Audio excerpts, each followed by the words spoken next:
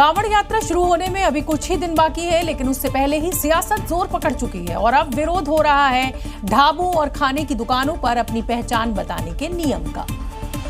इनमें और उन आतंकवादियों में कोई फर्क है जिन्होंने धर्म पूछ के पहलगाम के अंदर गोलियां मारी थी? ये भी एक तरह के आतंकवादी हैं और वो भी आतंकवादी थे। ये वो सोच है जो कांवड़ यात्रा को आतंकवाद से जोड़ देती है। ये वो मानसिकता है जो भक्तों की आस्था को शक की निगाह से देखती है। लेकिन दूसरी बात यह है कि कांवड़ यात्रा के माध्यम से आप एक नफरत का माहौल पैदा करें समाज में, वो उचित नहीं है। यानी लाखों श्रद्धालुओं की यात्रा, हर हर महादेव के जयकारे। अब इनकी नजर में समाज में नफरत फैलाने का माहौल लगने लगा। ये लोग असल में संस्कृति को, साझा संस्कृति को, साझा विरासत को नष्ट करना चाहते हैं। भक्ति में सरोवर जो लोग आते हैं उनकी सेवा के अंदर सब लोग लगे रहते हैं। कांवड़ यात्रा के दौरान सिर्फ इतना बताने के लिए कहा गया कि दुकान किसकी है, तो इन्हें साझा विरासत टूटती नजर आने लगी। 3 नेताओं के 3 बयानों में एक जैसी बेचैनी दिखती है। भक्ति से चिढ़, भक्तों से तकलीफ और सनातन से परहेज। कांवड़ यात्रा अभी से नहीं, हर साल निकलती है, लेकिन कुछ नेताओं की नफरत हर बार पहले निकल पड़ती है।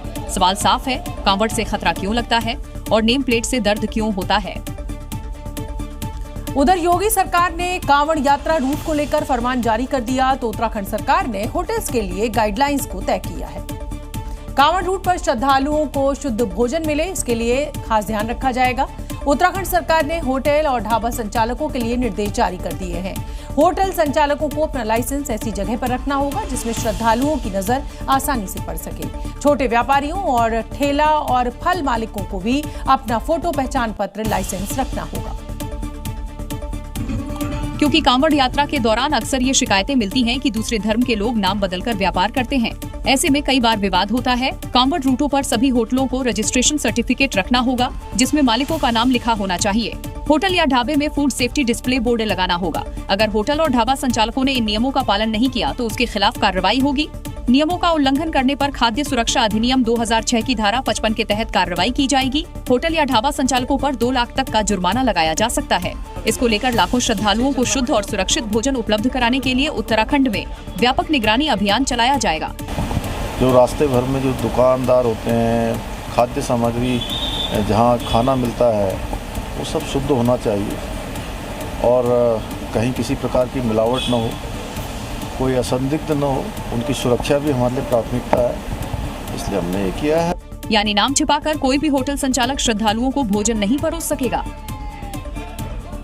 मध्य प्रदेश के इंदौर में मोहर्रम जुलूस निकालने से पहले ही विवाद शुरू हो चुका है। हिंदू संगठनों की मांग है नगर निगम की जमीन पर मोहर्रम मेले की इजाजत ठीक नहीं और इसे वापस लिया जाना चाहिए। और इसी मांग के साथ हिंदू संगठन के कार्यकर्ता नगर निगम का घेराव करने पहुंच गए, धरने पर बैठ गए, नारेबाजी शुरू कर दी।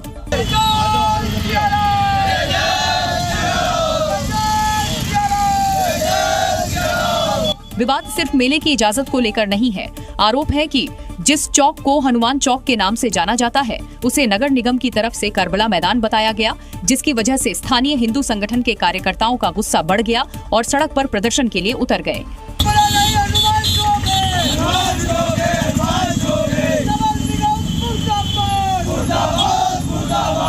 यानी जिस जमीन को करबला का मैदान बताया जा रहा है, हिंदू संगठन का दावा है उसे हनुमान चौक घोषित किया जाए और उस जमीन पर मुहर्रम की इजाजत वाले फैसले को वापस लिया जाए।